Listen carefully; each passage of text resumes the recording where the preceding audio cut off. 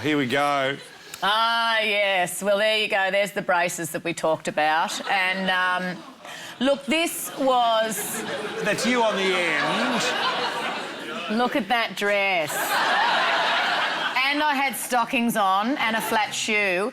It was a year 10 formal and I was in year 9, and this beautiful man, Michael Miles, who I adore, had asked me along to the formal. I was terribly excited. There was no kissing on the day, but, like, you know, I mean, now I would have leapt on him like Larry the Lunger, but in those days, and all the other girls had, like, kind of, you know, Tiziana Bubarini outfits on, but I looked like a Polly Pocket or something. I don't know what. But so year you were 9. quite conservative. Oh, very much so. Really? Oh, 13 years of all-girls Yes. Catholic private school education. It wasn't until after school that I became a goer. Right. We're also, I mean, all the nuns had come to the school formal, and one of the girls at school had organised a stripper to come along to the formal. To the formal? With the nuns there, and he was all like living on the edge, and I know, like hot cops. And I remember how times have changed, but I remember being so disgusted that I stormed out with the nuns as a protest. Because I just thought, this is just simply not on. I don't know what this greased-up chap is doing here. That wouldn't happen now. No, now I would have the baby all squirting at him. There may be another fashion crime, and I'm not referring to the outfit. No, I know what you're referring to. Look at those eyes. Can you zoom in on the eyes? We need a little bit of zooming. Because if you can find those eyes, you're a better cameraman than I give you credit for. What have you done there? Well, this is the school dance, and I've got the fake wiglet on. The eyes, I never had a good relationship with false eyelashes. So I found this recipe in the Woman's Day about how to make your own false eyelashes. And I did it. And it involved a pencil and lots of your own hair, which you pulled out.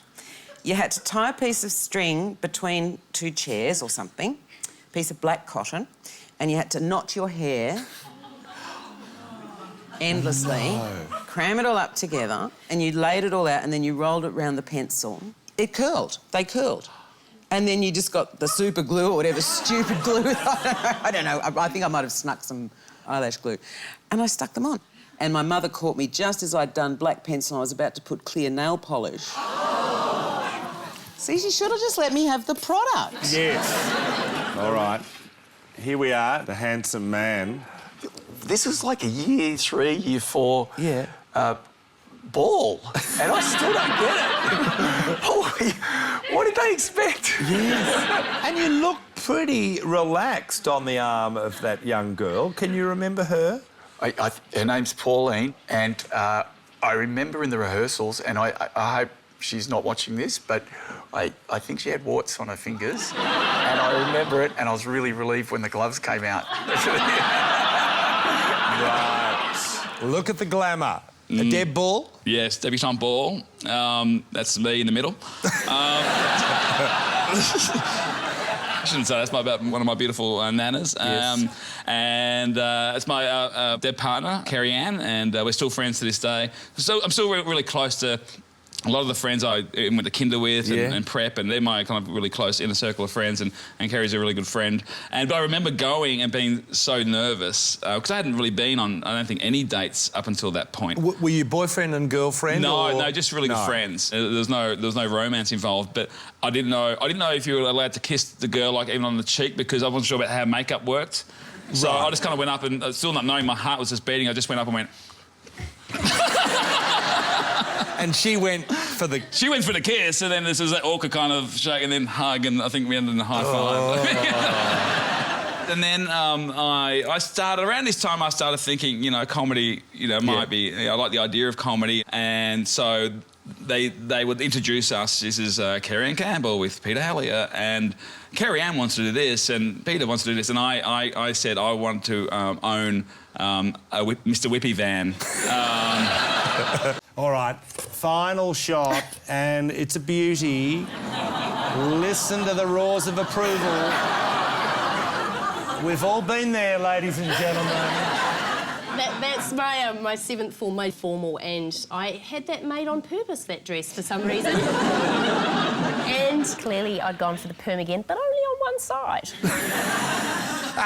And I thought having gloves was just the height of sophistication. Right. And what you can't see is the matching boyfriend who had a cummerbund made out of that material and hair like that on both sides. He was the full package. He was the full curly mullet. Wow. Yeah. My parents loved him. And how did the night end up? I think the night ended up... I mean, I don't mean the very end, but, you know... I think it was one of those things where, you know, you get so excited about something and when it actually happens, it's not that great. Yes. So I think it was more going to the hairdressers and getting my hair done and shopping for weeks to find one giant earring and to go with the inappropriate necklace that I'd bought that was really uncomfortable to wear and dyeing the shoes. The shoes were a different colour, but I dyed them black and wanting a dress that looked a little bit like a blue cake and just all of that. And so how was the date? The date was fine. The guy that I was going out with at the time, he was the first boy that I was intimate with. And... Sit back, settle in. The reason it sticks in my mind is that after we'd first been to bed together, he said to me, "You're good enough to be a prostitute."